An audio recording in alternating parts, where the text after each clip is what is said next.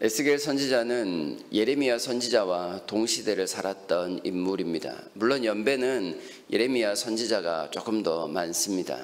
두 사람 다 예루살렘의 멸망, 유다의 멸망을 지켜보면서 하나님의 백성에게 하나님의 말씀을 가르쳤던, 어찌 보면 비참한 그런 사역을 했던 사역자들입니다. 그러나 예레미야나 에스겔 선지자 모두 하나님의 뜻이 이스라엘의 멸망에 있음을 분명히 알았습니다. 특별히 예레미야 선지자는 하나님께서 바벨론으로 끌려가야만, 혹 바벨론에게 항복을 해야만 유다에게 소망이 있음을 계속해서 가르쳤습니다. 더 이상 유다에는 아무런 소망이 없기에 하나님의 뜻대로 항복하고 이방 민족에게로 끌려가는 것이 하나님의 뜻이었다, 이렇게 말을 했다는 겁니다. 그래서 사람들은 예레미야 선지자를 끔찍히 싫어했습니다.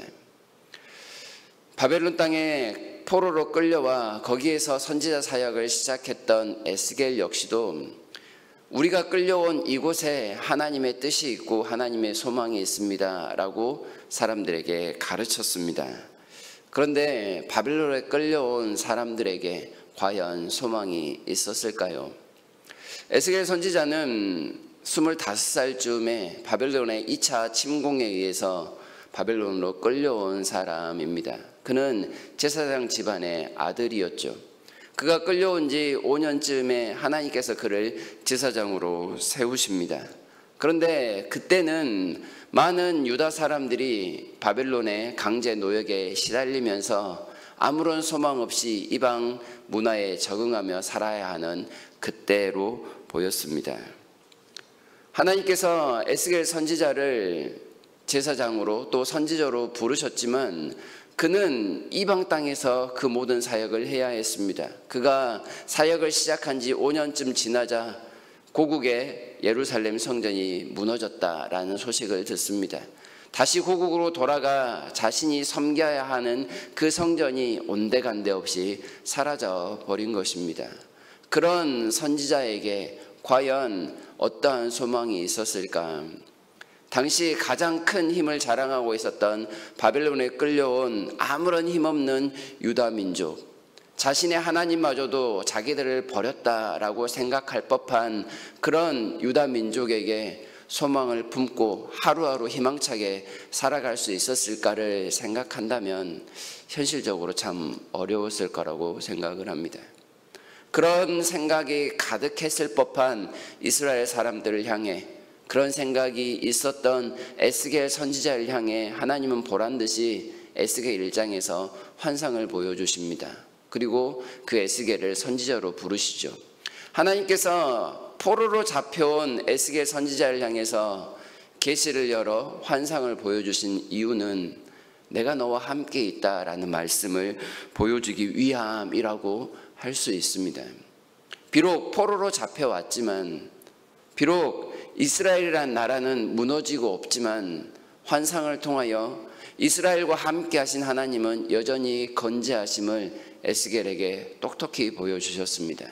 그리고 에스겔에게 이러한 사실을 그 민족에게, 네 민족에게 분명히 가르치라라는 사명을 주셨습니다. 그렇습니다. 이스라엘 백성들이 바벨론에 항복하고 혹은 그들에게 끌려올 때 소망이 있었던 것은 하나님께서 그들과 함께 하심을 여전히 나타낼 수 있었기 때문이었습니다. 이스라엘이 멸망하게 된 이유는 우리가 아는 것처럼 죄악 때문입니다. 아무리 하나님이 함께 계신다 하여도 듣지 않고 하나님이 아닌 우상에게 절하며 사람들에게 도움의 손길을 구하던 그들의 죄악 때문에 멸망하였던 것입니다. 하나님은 그들의 죄악을 처벌하실 도구로 바벨론을 분명하게 사용하셨던 것이죠. 다시 말해서 바벨론에 끌려왔다, 바벨론에 항복했다라는 것은 하나님께서 1차적으로 그들의 죄악에 대한 심판을 행하셨다라는 의미인 것입니다.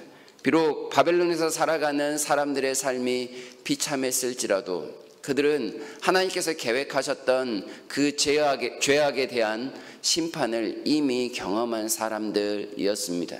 그러니 이미 벌을 받았으니 다시금 회복을 준비하신 하나님의 놀라운 섭리가 그들에게 나타날 수 있었던 것입니다.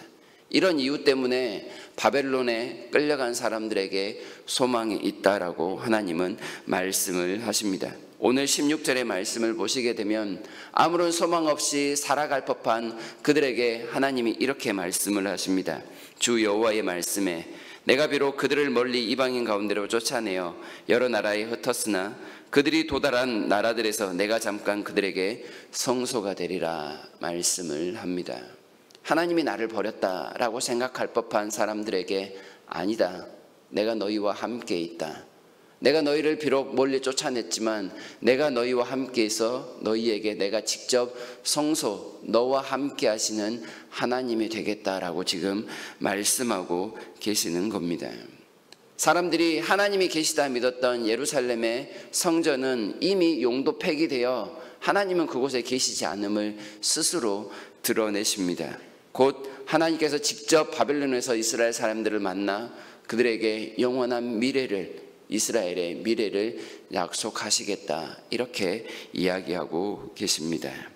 하나님이 바벨론 포로들과 함께 계심으로 그들에게 놀라운 변화가 있을 것을 에스겔 선지자의 입을 통하여 말씀하시는 내용이 오늘 본문입니다. 18절을 보시게 되면 그 가운데 모든 미운 물건과 모든 가증한 것을 제거하여 버리겠다 하나님께서 약속하십니다. 사람들 속에 그들이 죄악으로 치달을 수밖에 없었던, 멸망할 수밖에 없었던 그 모든 원인이 되는 죄를 하나님께서 직접 제거하시겠다 말씀을 합니다.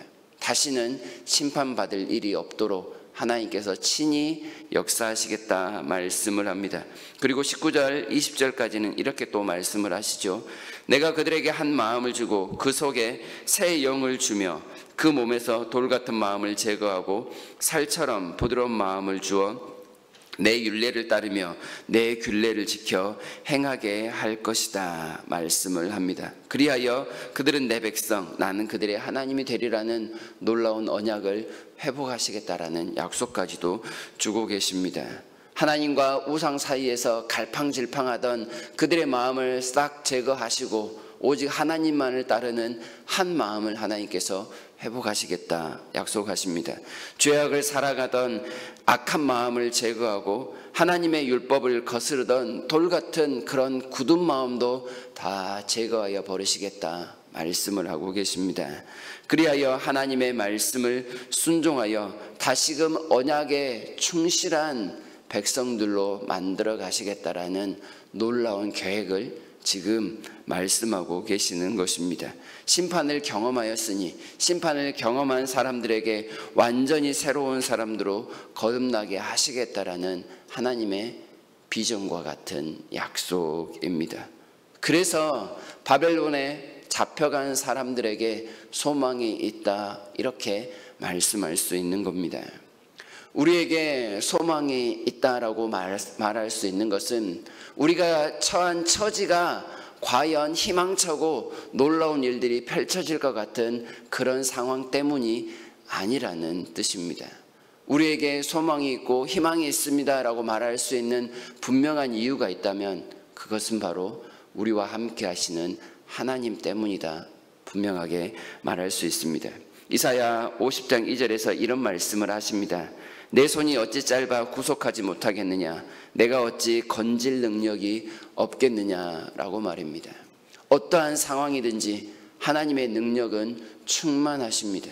그 하나님께서 함께 하신다면 어느 곳에 어떤 상황에 있든지 그 사람에게는 소망이 있고 밝은 미래가 있습니다. 하나님과 함께함이 우리에게 분명한 관건이 된다 말씀하고 있습니다. 심판과 같은 어려운 상황이 있을지라도 다시금 주님과 연합할 수 있다면 그 사람에게는 희망찬 내일이 분명히 존재합니다.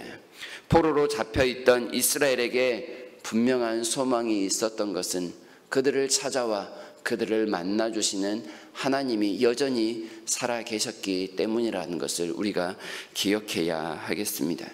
우리의 삶에 가장 중요한 것은 하나님과의 연합이라 하겠습니다. 우상과 같은 헛된 것들과의 연합을 확실하게 끊어내야 하겠습니다. 말씀을 거부하는 돌 같은 마음을 하나님 앞에서 제거하여 주시도록 간구함이 필요하겠습니다. 연한 순처럼 부드러운 마음을 주셔서 주의 말씀을 듣고 순종할 수 있는 능력을 바라볼 때 우리에게도 여전히 소망이 차고 넘칠 것입니다. 하나님께서 포도나무 비유에서 말씀을 하셨죠. 하나님을 떠나서는 너희가 아무것도 할 수 없다는 말씀. 과연 그렇습니다.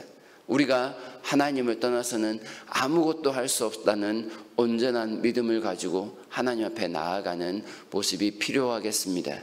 반대로 우리가 여전히 하나님께만 붙어 있기를 간구하면서 우리를 불쌍히 여겨주시는 그런 마음으로 하루하루를 살아가는 겸손함도 필요하겠습니다. 우리가 오늘 하나님 앞에 예배 드릴 때 예배 중에 찾아오시는 하나님께서 우리를 만나 주신다는 그 놀라운 감격 속에서 내일에 대한 희망을 가질 수 있었으면 좋겠습니다. 우리의 상황이 어떠하든지 그것이 중요한 것이 아니라 능히 구원하실 수 있는 하나님이 나를 찾아오시고 함께 하시니 그것으로 인해 온전히 기뻐하고 감사할 수 있는 그런 하루 말입니다. 그런 찾아오시는 하나님을 만나는 감격 속에서 온전히 예배하시고 오늘 하루를 하나님과 동행하는 복을 누리시는 우리 모두가 되기를 진심으로 바랍니다.